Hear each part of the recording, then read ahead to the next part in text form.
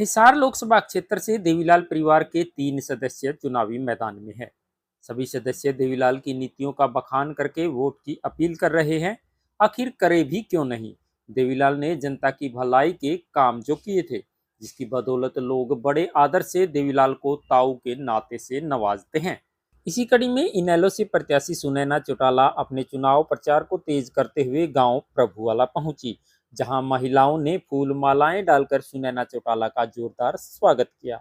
सुनैना चौटाला ने ग्रामीणों से मुलाकात कर देवीलाल की नीतियों पर चलकर जन जन की भलाई के कार्य करने का विश्वास दिलाया। इसके बाद उन्होंने मीडिया से बातचीत की। इस बातचीत के दौरान उन्होंने कई सवालों के जवाब भी दिए। सुनिए मीडिया से बातचीत के दौरान उन्होंने क्या कुछ कहा। क्षेत्र की बात करें तो काफी बड़ा क्षेत्र है लोकसभा का। आपने कितना क्षेत्र कवर किया? मैं हर गांव में जा चुकी हूँ। ये मेरा उकलाना में दूसरी बार है। चाय पानी की आज प्रोग्राम है हर जगह, और बहुत बड़ा नहीं होता क्षेत्र। अगर राजनीति करनी है तो हर घर तक पहुंचना मेरा कर्तव्य बनता है, और हर वोटर जो अपनी इच्छा से वोट डालता है उसको कन्विंस करना मेरा काम है। तो जिस प्रकार से एक भावना सी बनी हुई है लोगों के अंदर कि देवीलाल की नीतियां जो थी वो काफी अच्छी थी, लेकिन इस बार देखा जा रहा है कि देवीलाल की नीतियां 3 धड़ों में बटी हुई है।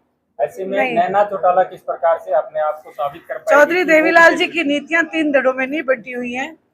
इंडियन नेशनल लोकदल पार्टी ही है जो उनकी नीतियों को आगे बढ़ा रही है।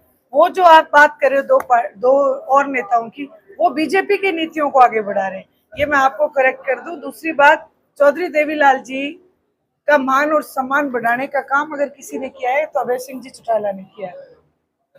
अगर बात की जाए बड़े चौटाला साहब की, तो किसी प्रकार का कोई बड़ा कार्यक्रम हो सकता है आप लोग? देखिए, जैसे ही वो उनकी तबीयत थोड़ी नासाज है, जैसे वो ठीक होंगे वो निश्चित रूप से आप लोगों के बीच में आएंगे। उन्होंने एक वीडियो भी जारी किया है कि मैं जल्दी आप सबके बीच में आऊँ। आप जब अपने गांव में गई थी तो भावुक हो गई थी, और वो भावुक होना भी स्वाभाविक था क्योंकि आपने बचपन की यादें जो है वो ताजा की थी। तो उसके बाद में आप क्या मानती है कि गांव का और अन्य जो गांव कितना प्रभाव? देखिए, भावुक होना तो एक इंसानियत, वो एक प्रकृति, एक नेचुरल चीज थी, लेकिन गांव पहले से ही साथ था।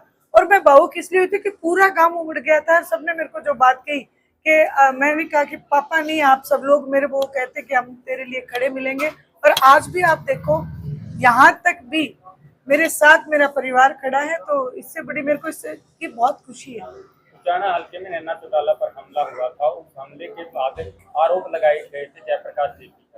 तो रणजीत सिंह चौटाला है, उन्होंने ये कहा है कि ऐसे आदमी का राजनीति को बहिष्कार कर देना चाहिए। तो नैना चौटाला किस प्रकार से सहन?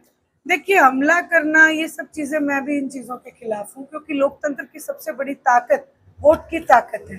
वोट की ताकत से आप किसी को भी कोई भी सबक दे सकते हो, लेकिन जहाँ हमला करना गलत है वहाँ किसानों को भी कील गाड़ के रोकना गलत था। तो मैं दोनों ही चीजों को कहूंगी कि दोनों ही बातें गलत।